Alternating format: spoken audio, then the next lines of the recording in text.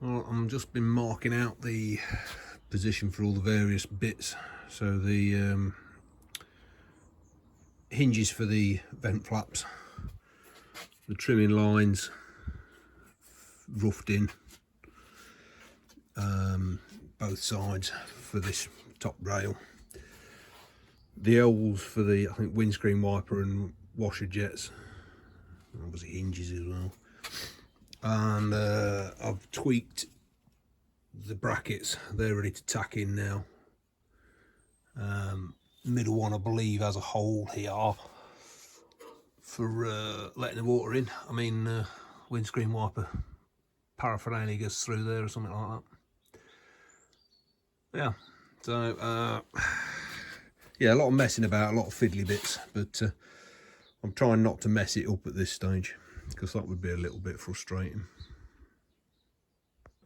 On the right you can see the hinge bracket on the generic replacement flap surround. On the left is the original one. Can you spot the difference? Apart from the one on the left is a lot smaller than the one on the right, and not painted as well. I think we'll be taking off the old ones and putting them back on because they're not too bad. They're in a couple of spot welds. I'll grind it off the piece and then grind the flats back. So I'm taking a look at the windscreen mount brackets, and you can see the corrosion on it. I've had it sat in a vessel of rust eater, and then I've treated the inside face. This bottom edge, which you can see the blue Sharpie on, is going to come off along the scribe line and then weld in a new piece, so that I've got something approaching a face to weld down to the bulkhead. The issue I've got is I haven't got any dimensions to work to, and I want to make sure that that hole is in the right position. So I've made up a little jig. Here's one we've cooked earlier. So I've got the mounting screw set so that when the original feet are set, that screw goes straight through. I've then marked the line off, grind off the crappy bit, remount it, and it basically holds it in the right position, so I can then make a horrible mess like that. And then through the magic of grinding and thick paint, we end up with a part that's usable. I mean, they're never going to look like new, but they're going to look better than they did. So that's the new side there. And same on that one. Bit of an hole, which I might try and patch up. Right, moving onwards. So this morning's exercise has been welding on the brackets at the front to carry the flaps after cleaning them up. I've welded on the support brackets which hold this more rigidly. There's 3 of them. And the next task is to basically look at repairing this section and that upper corner there. And after that it's going to be a case of cleaning it up. There's a few repairs around the bottom there. Might have to replace the bottom of that cowl on each side because it's a bit thin. And there's a bit of repair around that hole. But yeah, we are getting increasingly closer. Be better when it's painted and you can't see all the nastiness. Well, it ain't the prettiest, but it's not the ugliest either. Anyway, that's that bit done. Now the hard bit, trying to work that corner out. I'll have to have a head scratch about that. And then after that, it's just those 2 bits. Well, I'm having a couple of hours today, just tidying up some of the welds, putting some new ones down. So we've inverted the bulkhead, and this is the gearbox tunnel. So I've just seamed down there, and then I've just done that one, which I'm quite proud of. Got a big rusty hole there which I've filled, and I've gone up and it's almost acceptable, that's it. it's just to tidy it up really. So I thought the safety best of welds till last as suggested. Anyway, I've got to put the drip strip on, bonnet hinges, and the reinforcing piece that sits on the other side of that. The two new units are coming from Classic Bulkheads tomorrow. I've got the bonnet hinges, but I've yet to work out where they go. So I'm just carrying on doing this, because some of the parts I couldn't weld because I couldn't get to them. Some of the bits down here, if I remember, there on the other end. So now it's inverted, I'll have a bit more of a wrestle at them. So these are the bits that remain to be stuck on. There's a couple of brackets that came off the footwell of the driver's side on the inside, so around the tunnel. I think that one holds the end of the rigid clutch feed cable, pipe, and then that's just some random bracket I can't remember, but it's got to go back on. We've got the bonnet hinges, and I've got to measure the spacing across the width of them on the bonnet, match them, and they fit in line with the bottom of the vent hole. I just got to get that position sorted. And then fresh in from Classic Bulkheads, we've got the drip strip, which they supply straight, and I've got to basically put the curve on that to match the rusty defunct one, which feels a hell of a lot lighter. Yeah, so I've got to, you see the curve, got to put my knee round it and get a curve on it, and then I've got a vertical height, and then basically make sure it's even each side. And then the final bit is this bit, which is, sorry for spinning you around, that's the stiffener which fits basically there. And I think on the originals, I think there's just a very slow crop out of there, but I can't see that it does anything, so it'll stay as it is. And I have no bleeding idea what these two holes are for. Yeah, don't know. They're not through holes at the moment, so I'll have to have a look on my back pictures of before I start pulling everything apart. So that's the plan. It's absolutely brass monkeys in this workshop at the minute. It's 4 degrees and it's cold, so I'm going to try and find me other radiator out and get some more heat going. Bring you back in a bit. So I'm just bending it over a pair of blocks. I've got it not far off now. I've marked the middle, so I'm just trying to trace that curve around now. It's a bit flat here, so I just need to give it a little bit more from the middle out, and then that'll tuck up. I'm assuming it's over length, so it can be cut down to suit. And what I've found is wear a pair of gloves.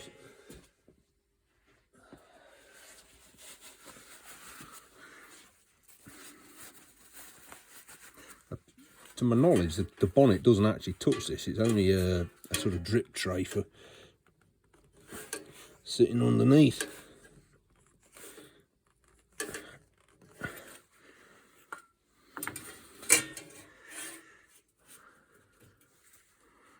I don't want to bend it too far and then have to come back, so that is not bloody far off now.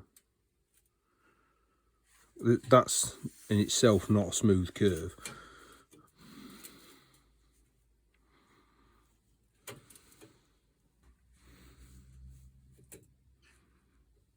And still, it wants a little bit more of a curve on this section. Not a lot though. Right, I'll bring you back when I've finished buggering about. So that's both on. A bit of tidying up to do. Struggled with the welding, getting the amps right on that, but it just wants a few more tacks along it. It's pretty well on. Seam these round. They were probably the best I've done, but they still wanted cleaning up. Now I've got to do is I've got to get in there and put some tacks along the bottom of that, So it's well on here at each side, and I want it stitched in along there. And then it's bonnet hinge time, which means I've got to dig the bonnet out. I've only got one of the original hinges, and I've just been checking dimensionally where it sits in relation to the generic, which for all intents and purposes I'm told are the same. They're a Defender one. You can see it comes up higher, but what I was interested in is that position there in relation to that, in relation to the seat, the curved bit, and that bit's the same. So I now got to work out. Apparently it sits centrally above that hole, around about there. So I just wanted to check some dimensions on my bonnet and then get them welded on. It's looking a bit more bulkhead like though, isn't it? That drip strip makes a big difference. But that should have stiffened it up no end, that. Anyway, bit more work and then take it easy. So I've lifted the bulkhead down out of its stand, just because it's easier for me to get to this top rail. I've cut the holes and the gaps for, and I've fitted Rivnuts for M6 all the way down, because I have a pet hate of self-tappers. So got everything lined up there with the top portion of the dash. If I go down on my knees, and the bottom portion are quite tight, you can see that. So I'm not going to Rivnut those, I'm going to just use the self-tappers that I've got. So they'll go across there. And the last bit for me to check then is the lower portion of the dash, because obviously replacing these panels, I've took out all the fixing holes. I don't want to paint it all and then find that I've got to put a load of fixing holes in. I probably won't get them all, but if I can get most of them done. That looks bad, but it's actually quite solid. Wants a brush off and then a rust treatment and then painting. That's down the line.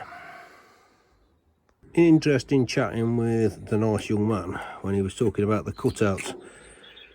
When I explained the width of this thing, he was saying it's probably already been cut out and wider ones fitted. I wondered what he was talking about. Now I see. So it must be a later version of the vent. That way round. But yeah. Again, all the plastic's discoloured, so it all wants a good clean up. But it's going to be a lot easier putting cap heads in, and I'll get some domed stainless steel ones. The Rivnuts are fitted as stainless steel, so I won't have a trouble with them corroding up again. And there's no great loading on it, so stainless is fine. Give you an idea, that lot was bright and shiny 2 days ago. Now it's flash rusted over and it's not been wet. This is the lower dash, which is pretty much eaten away. There's no internal that end. And it was the same with the other piece that came off this end, which houses the wiper motor. There's the remnants of a fixing hole on there, which is rusted and pulled through. That one needs establishing there. And then there's a couple want establishing along there, and then all the bottom ones. So I am actually inclined to leave those, repair this, so that if there's any misalignment with putting new metal in, when I come to make the whole fixings, I can make those adjustments then. Yeah. Well, this is a bit of a disaster. I mean, if you remember if you look back in the earlier episodes, first 2 or 3, this thing was full of birdseed mouse nests. And it's a bit grim, but it'll clean up and get repaired. Might even have to recover it. We'll have to see. Grim as you like. And then I think that cable is for the vent adjustment, and I think that's seized up as well. A little bit of jiggery pokery fitting the internal meshes. The tabs are broke off here, so I'm just going to fold another one up, drill and tap it in. Using tech screws, because you struggle to round the heads off on them. I've got to grind a little bit of the weld out the back of this one so it sits in. It's just sitting proud up there. And that's the next bit on and done.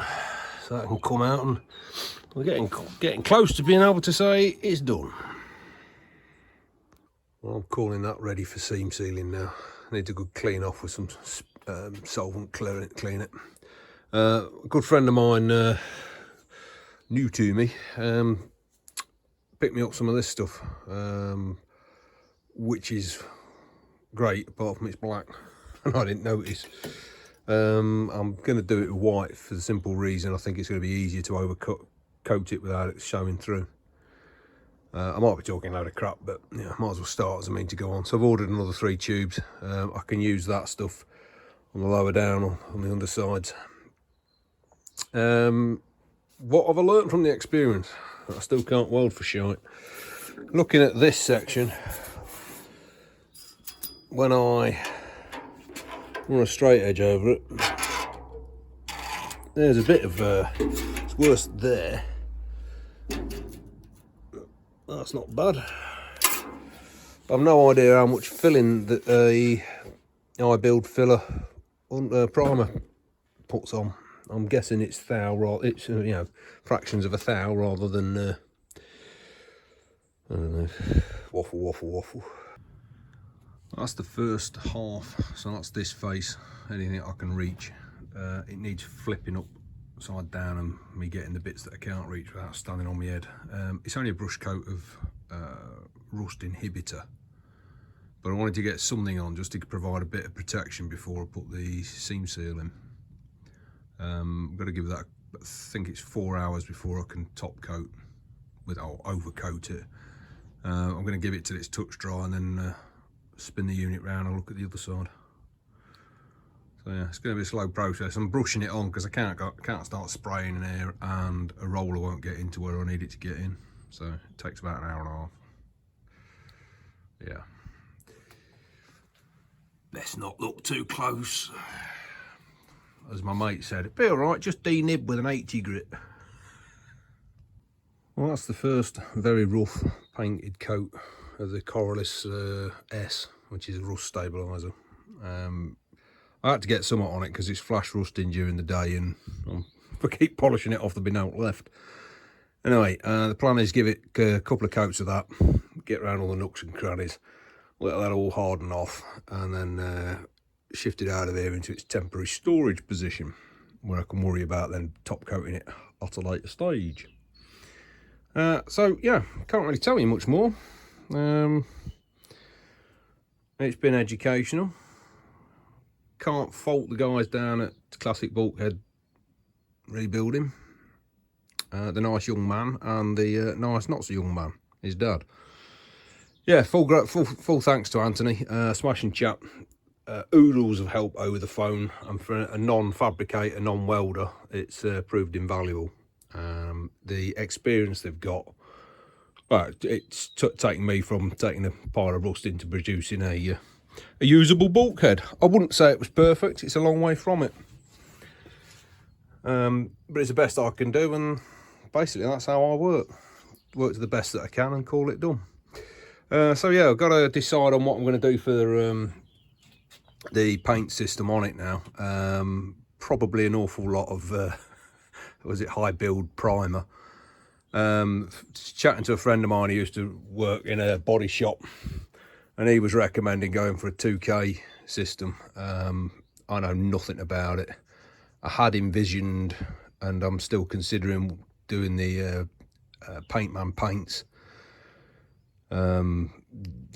just because I've seen them. They're like an enamel based coach built paint. But I quite like the idea of the 2K because I think it'll cure better, cure quicker. And that begs the question then, do I actually send this and all the rest of the panels out and get them sprayed up? Or do I try and do it myself? Answers on a postcard below. Yeah, so there we go. Thanks for watching, I hope you've enjoyed that. Be another episode up shortly.